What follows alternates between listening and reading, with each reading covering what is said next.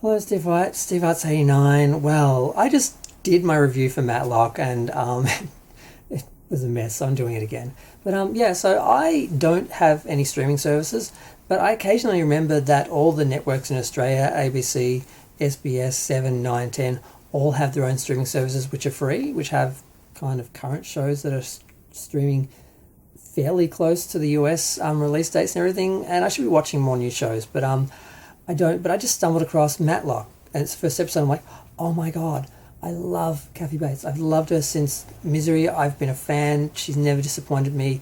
I love every interview I've seen of her. I love her, love her, love her. And I was devastated to hear she's retiring. This is her last show. But yeah, the idea of just rebooting a show in name only with no connection to the original show, or the original characters or anything is like, but it's Kathy Bates. And then when you watch the first episode, you see that Matlock is the name that she has, but she's no relation. But she's always like, oh yes, I know Matlock the show. I'm a lawyer with the name Matlock. Yeah, yeah. So it exists within that universe, but it's not of that universe, or the show's not of its universe. It's sort of, it kind of works. I kind of forgive them for that, but I love the character. I absolutely loved her. I was laughing out loud. I was basically cheering her on, and I was doing stuff while I was watching it, and I was going backwards and forwards between like the kitchen and the lounge room, and trying not to miss important dialogue and stuff. And I really loved the character. She basically was a lawyer in the 80s and 90s, and she wants to get back into law, and she kind of tricks her way into this law firm where she basically spies on some of the some of the clients that they're going up against, and she's like, I have the magic number, I have their ceiling, give me like a job and I will give you millions of dollars on this case. So basically they give her a 2-week trial, she accepts it, and it all goes really well. They place her with this sort of superficially stereotypical angry black woman, but she doesn't even play that. She plays it a little bit, but she doesn't even play that up. It's not a character. But for a moment you're like, oh no, not that trope, but yeah. So she has all her wonderful ways that come from her age and wisdom and wiliness in general and her character. And she does get to the bottom of this case, and it's all pretty fun to watch, especially there was a small role by Nikki, little Nikki, Nicole DeBoer or whatever her name is from Deep Space Nine, and I'm like, oh my god, is that Nicole? And I'm like I know her because I met her once. She insulted my treble, I have to say. I was gifting trebles to all the stars that were at that convention, and when I handed it to her, she looked at like, where's this been? I'm like, I was so horrified. She immediately apologized, and she could see the offense was so real. I must have not been like a nice, clean person who wouldn't do anything wrong to a treble. But I was really offended by that.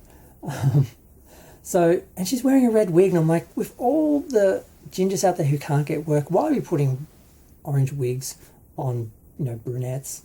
So yeah, but aside from that, she was good. But then it happened.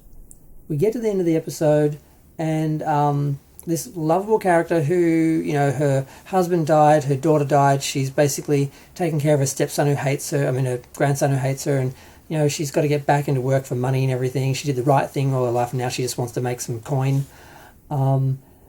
She gets on a bus to go home, and then she gets off at the next stop and goes over to her chauffeur-driven limo, and you find out that she's not that person. She's actually rich. Her husband's alive.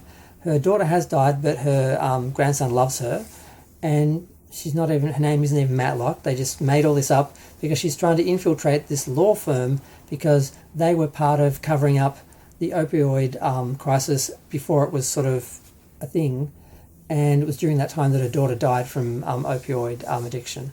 So she wants to take them down because she knows one of them was helping Big Pharma stop the awareness, or basically she blames them for killing her daughter. So she's not this lovable, wonderful lady trying to get back into law. She's this angry, vengeful woman. And I'm like feeling totally betrayed because I fell in love with this character, and she isn't even real now. She's going to go on playing this character in the show while she's still undercover and that. But that's not who she is. And I'm like, I'm so sick of these shows that have to have this big twist at the end and they have to subvert the expectations and pull the rug out from under you. I'm like, why can't you just create something, promote it, deliver it, and let people enjoy it, anticipate it, and continue on enjoying it? Another bait and switch. And it's like, why? Like, F you, CBS, seriously.